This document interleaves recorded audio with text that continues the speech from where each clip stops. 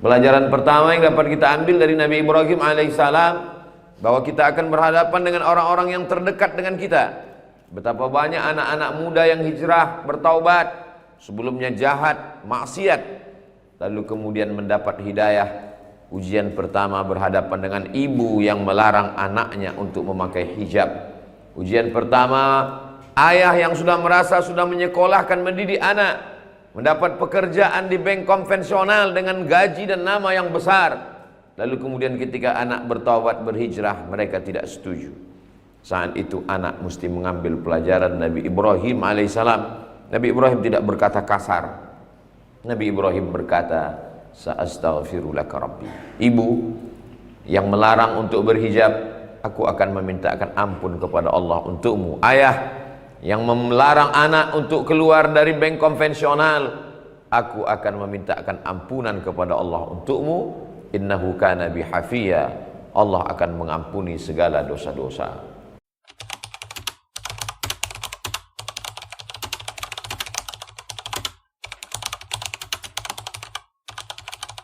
Assalamualaikum warahmatullahi wabarakatuh. Dari sekian banyak nabi yang kita sebut namanya di dalam salat, tentu saja nama nabi kita Allahumma salli ala sayyidina Muhammad wa ala ali sayyidina Muhammad. Namun setelah itu adalah nama nabi kama sallaita ala sayyidina Ibrahim wa ala ali sayyidina Ibrahim. Diulang sekali lagi, kama barakta ala sayyidina Ibrahim wa ala ali sayyidina Ibrahim. Bahkan Syekh Ali Jum'ah mengatakan, solawat yang paling afdal adalah solawat Ibrahimiyah, yang ada Nabi Ibrahim di dalamnya. Solawat ini disebutkan dalam Sahih Al-Bukhari, Sahih Muslim. Allahumma salli ala sayyidina Muhammad wa ala ali sayyidina Muhammad kama sallaita ala sayyidina Ibrahim wa ala ali sayyidina Ibrahim. Allahumma barik ala sayyidina Muhammad wa ala ali sayyidina Muhammad kama barakta ala sayyidina Ibrahim wa ala ali sayyidina Ibrahim fil alamina innaka Hamidum Majid. Mengapa Nabi Ibrahim? Tentulah banyak alasan yang dikemukakan para ulama. Di antaranya supaya kita mengambil hikmah dari kehidupan Nabi Ibrahim alaihissalam. Ujian pertama Nabi Ibrahim berhadapan dengan Azar. Wa idh qala Ibrahimu li abihi Azar. Ingatlah ketika Ibrahim berkata kepada Azar, atattakhidhu asnaman alihah, mengapa engkau menjadikan patung-patung berhala itu sebagai Tuhan-Tuhan?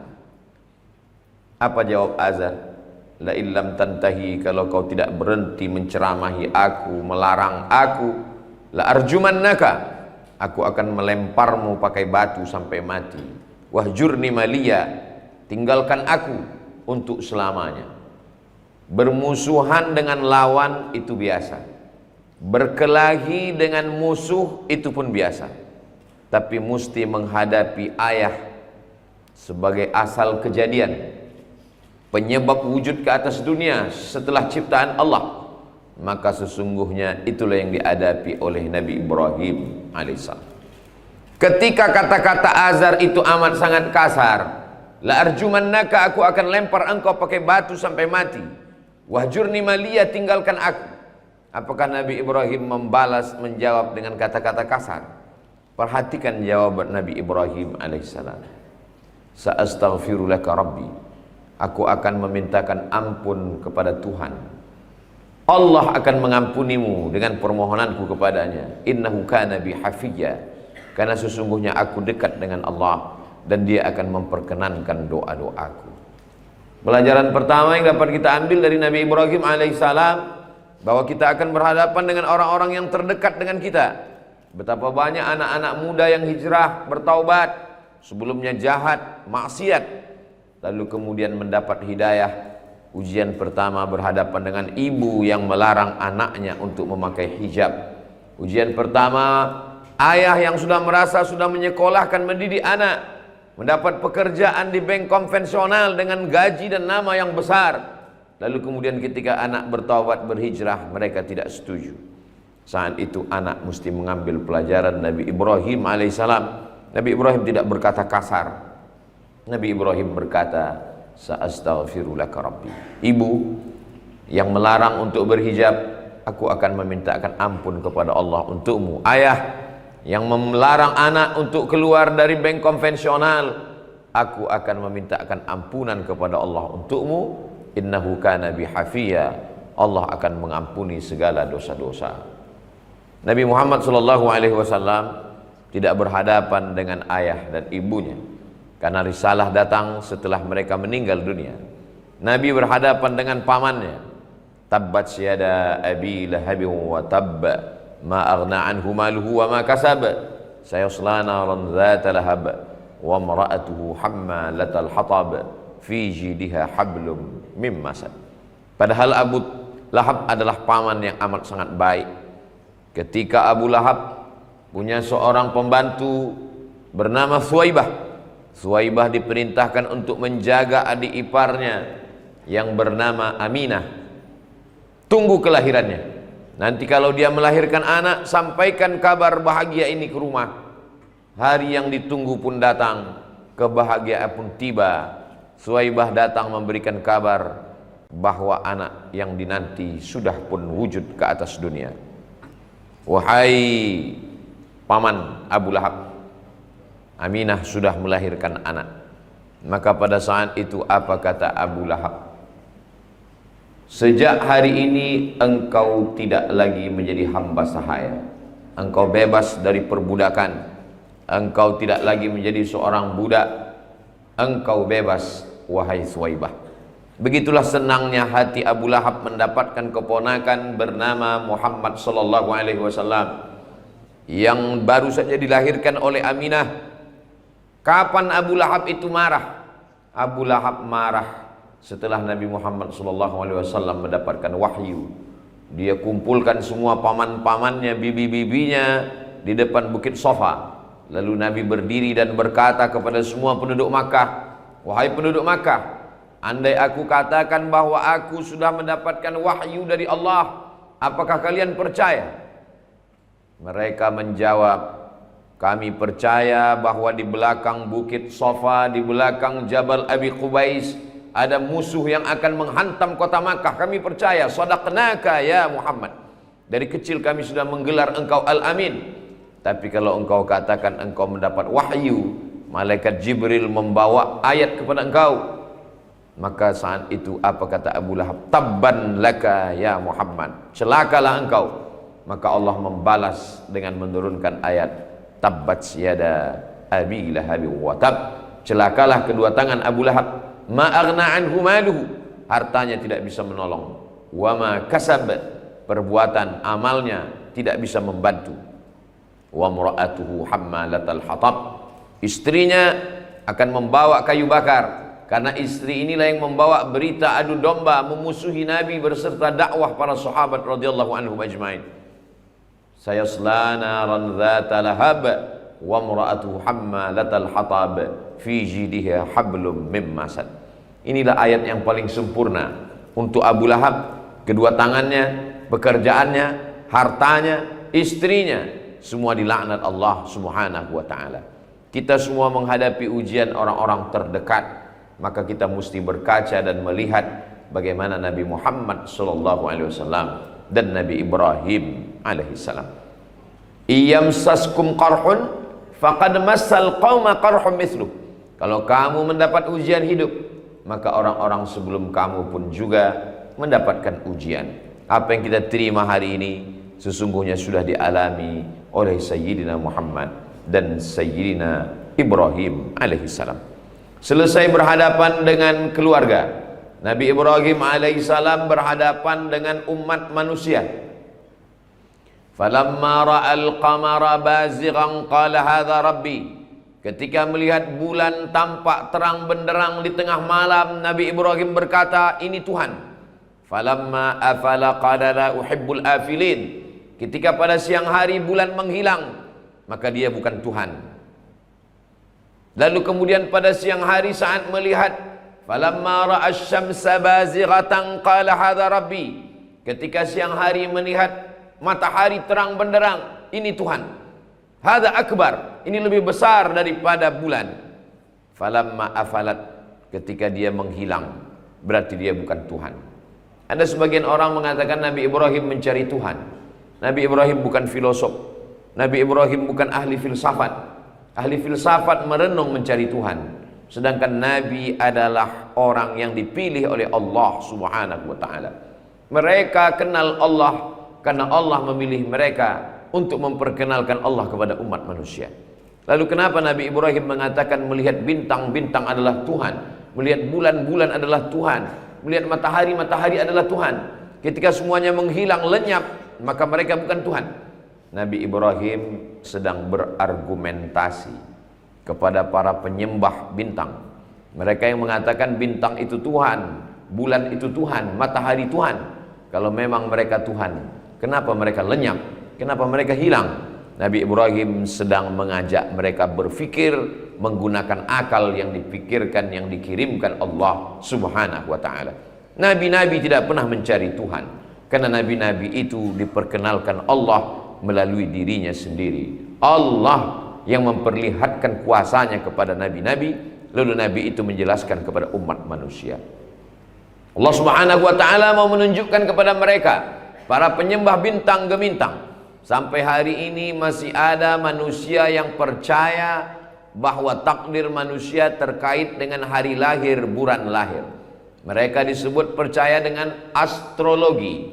Sedangkan umat Islam disuruh mempelajari astronomi, ilmu langit, ilmu bumi, geologi, ilmu yang terkait dengan peredaran bintang gemintang, rembulan, matahari dan planet-planet, astronomi. Kita disuruh mempelajari itu semua. Inna fi khalqis samawati, dalam penciptaan langit, astronomi. Wal ardi, penciptaan bumi, geologi. Waqtilafil laili wan nahar, perputaran siang dan malam. La ayatin, itu semua adalah ayat-ayat, tanda-tanda kebesaran Allah. Bagi siapa? Li ulil albab, bagi orang yang berfikir. Siapa ulul albab itu? Siapa orang yang berfikir itu? Alladzina yadhkuruna Allah, orang-orang yang berzikir mengingat Allah, menyebut Allah qiyaman ketika tegak, wa qu'udan ketika duduk, wa ala junubihim saat berbaring.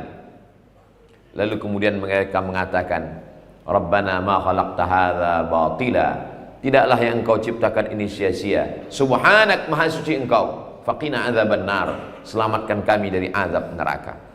Anak-anak umat Islam diperintahkan untuk mempelajari astronomi, ilmu falak. Bagaimana umat Islam menetapkan 1 Muharram, bagaimana menetapkan 1 Ramadan, 1 Syawal, berdasarkan ru'yah.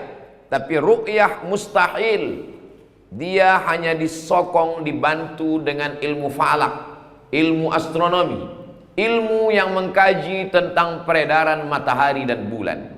Lita'lamu adadas sinina wal hisab, supaya kamu tahu bagaimana hitungan tahun.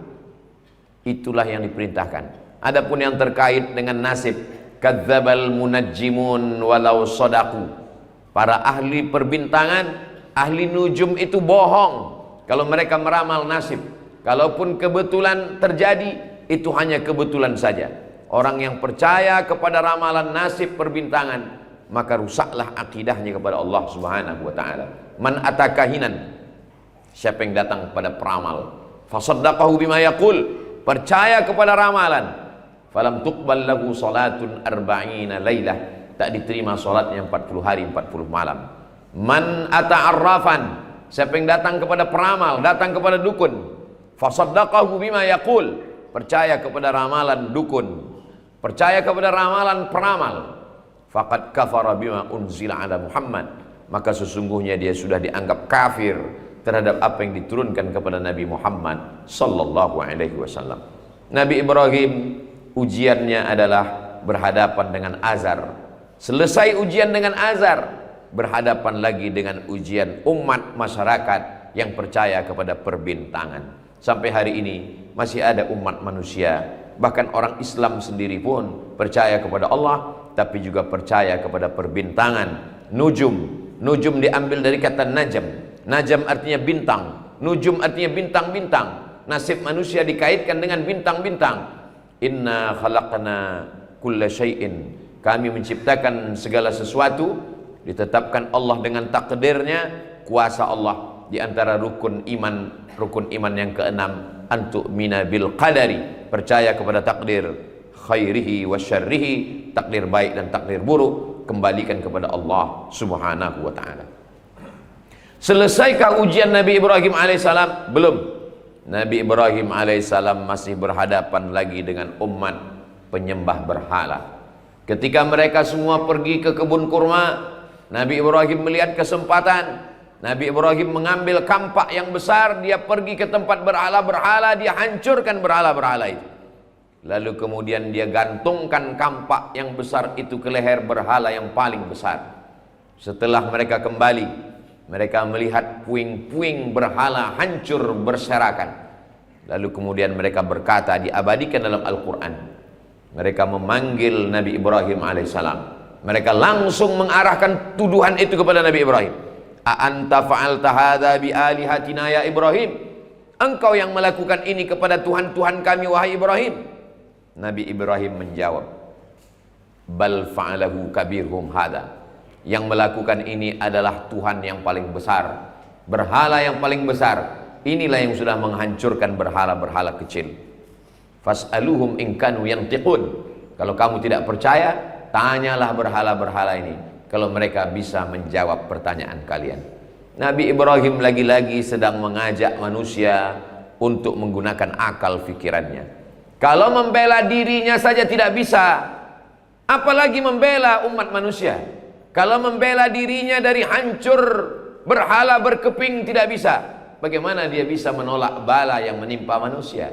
Nabi Ibrahim mengajak akal manusia berpikir, bukan aku yang melakukannya. Yang melakukannya adalah berhala yang besar ini. Dia yang sudah menghancurkan berhala kecil. Fas'aluhum in kanu yantiqun. Tanya kepada mereka. Manusia kalau dia diajak berdebat dengan otak, dia kalah, dia akan menggunakan ototnya. Dia akan mengadu kepada penguasa karena dia kalah. Di saat itu Namrus memerintahkan untuk menyalakan api unggun, membakar Nabi Ibrahim alaihissalam. Diabadikan dalam Al-Quran, harriquhu, bakar dia. Di saat itulah turun pertolongan Allah Subhanahu wa ta'ala. Apa kata Allah kepada api? Ya nar, wahai api, kuni bardan, jadilah engkau api yang sejuk, wasalaman, dan selamat ala Ibrahim, kepada Nabi Ibrahim alaihissalam. Apa kata ahli tafsir? Andai Allah mengatakan ayat ini hanya sampai bardan, kuni bardan, maka akan meninggal Nabi Ibrahim dalam keadaan beku kedinginan. Tapi Allah menyebutkan kuni bardan wasalaman, jadilah engkau sejuk dan sejukmu itu tidak mudaratkan. Wasalaman ala Ibrahim, Nabi Ibrahim keluar dari api itu dalam keadaan dingin. Tak ada yang sulit bagi Allah. Innama amruhu idza arada syai'an ayyakula lahu kun fayakun. Selesai menghadapi azar? Belum selesai. Masih ada ujian menghadapi penyembah bintang gemintang. Berakhir dengan penyembah bulan, matahari dan bintang. Belum berakhir ujian, masih berhadapan dengan penyembah berhala. Apakah selesai ujian? Belum. Nabi Ibrahim menikah dengan Sarah, tidak juga dikunjungi anak. Anak belum juga lahir, Nabi Ibrahim berdoa, Rabbi habli minas salihin, Rabbi habli minas salihin, Rabbi habli minas salihin. Sampai akhirnya menikah dengan Sarah, belum juga punya anak. Rabbi habli minas salihin.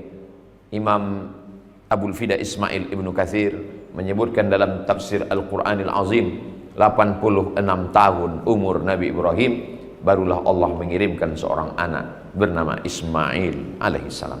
Untuk apa kita sebut namanya? Supaya kita sabar bahwa di balik kehidupan ada ujian yang luar biasa. Mudah-mudahan kita diberikan kesabaran seperti yang diberikan Allah kepada Nabi Ibrahim alaihissalam. Kama sallaita ala Ibrahim wa ala ali Ibrahim, kama barakta ala Ibrahim wa ala ali Ibrahim fil alamina innaka Hamidum Majid.